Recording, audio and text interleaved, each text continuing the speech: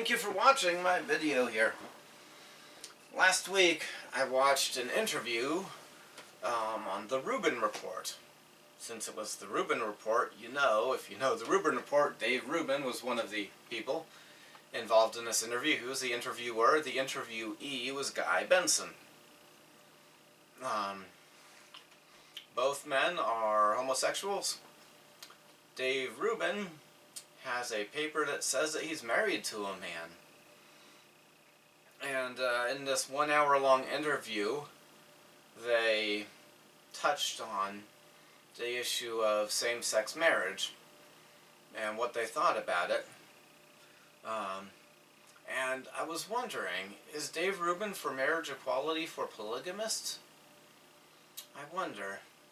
Not that I'm in favor, personally, of polygamists being polygamists. Right now, God says no.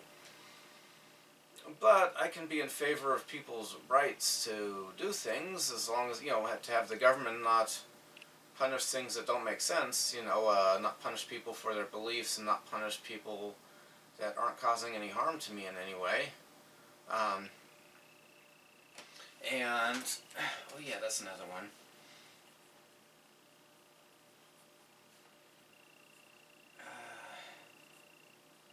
Okay, 6. Alright, but I was thinking about this, any argument that I have heard made in favor of same-sex marriage and forcing everyone to accept it, any argument I've heard could also be applied to polygamy. So if you're one of these people who's for same-sex marriage but not for polygamy, then any accusation you made against people against same-sex marriage is also true of you.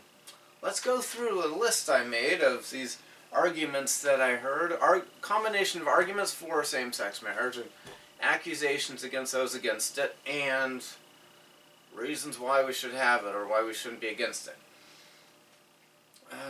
People said marriage is about love. That's not what marriage has been about for thousands of years. But if that's the new definition, the new sociological explanation, okay. Anyone who said we have to have same-sex marriage, you have to give a paper to them, not just allow them to have their marriage, because they love each other so much and it's just about love. You're against love.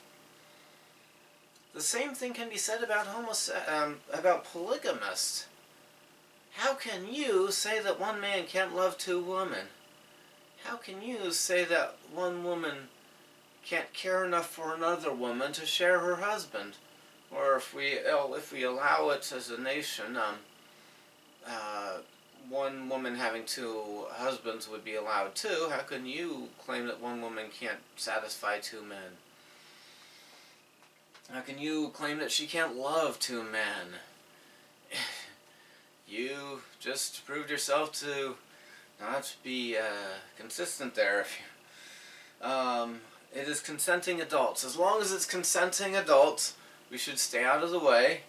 That was more about just legalizing the conduct, but it was about homosexual marriage too. They used that argument when the marriage thing came up. Well, polygamy is two consenting adults. So you have no right to say no to it. If you said we didn't have the right to say no to giving a piece of paper encouraging two men to live together and have sex.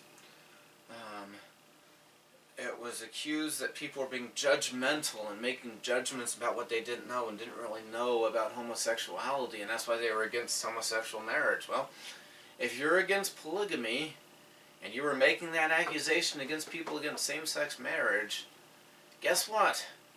You're judgmental too. How can you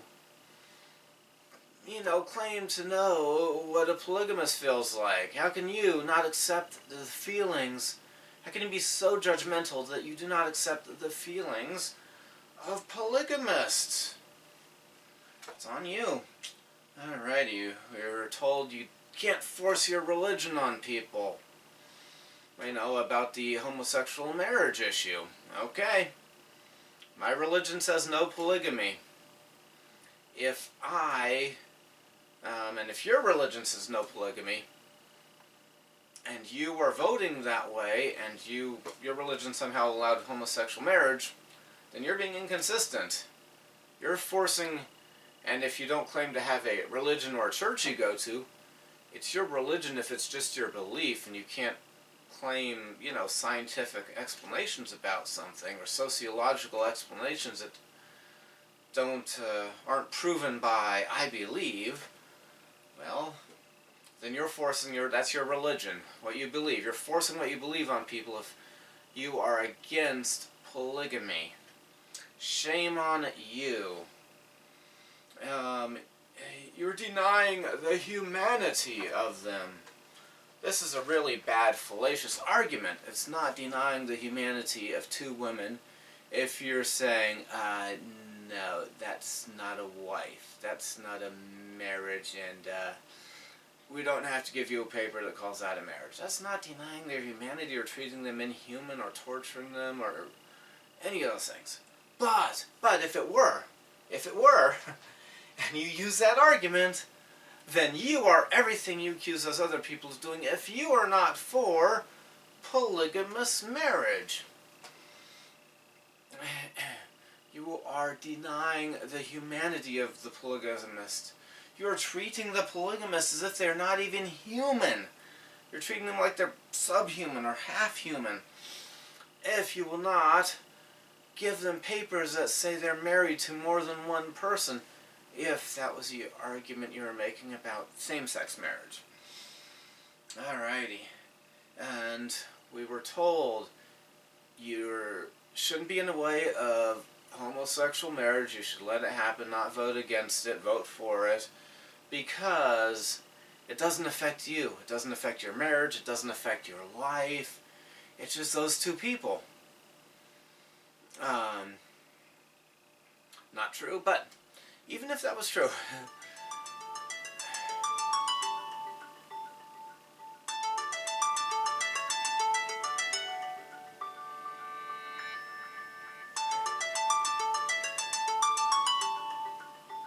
on, phone. I'm waiting for the phone to finish ringing so that I've got less background noise and you can understand what I say. Alright, it finished. Good. But, to those of you who were saying that, two women calling each other wife is not affecting me and my wife, one man calling two women his wife is not affecting your marriage or your life. You shouldn't be in the way of that. Unless you're an inconsistent person or a hypocritical person. So, all the arguments that I heard for same-sex marriage could be used to as an argument for polygamous marriages. If we're going to have marriage equality, meaning people are forced to give a marriage certificate to people, let's really have marriage equality for the polygamists too. Thank you for watching. Have a good day. And if you're a polygamist, stop it. That's not what God wants you to do right now.